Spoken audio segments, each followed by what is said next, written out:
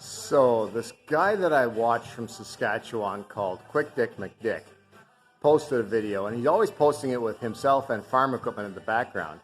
My combine's newer than his. Same size, but newer. Anyway, let's see if this puppy will start.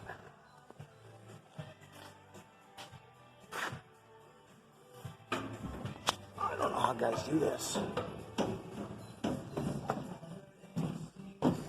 Yeah, the operator's manual is out. I got a grease fitting I can't figure out.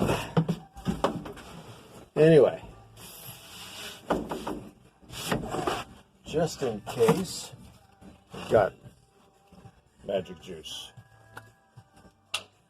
Combines aren't meant to work in the cold, I swear. Let's see how this goes now.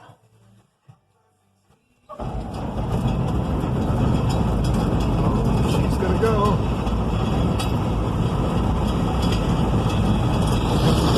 Oh, isn't that sweet?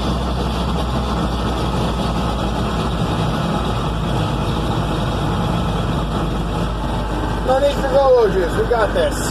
We got to move the combine out of the way so we can hook onto the planter and start planting corn, I guess, even though there was a heck of a frost this morning. All right. Stay safe, guys.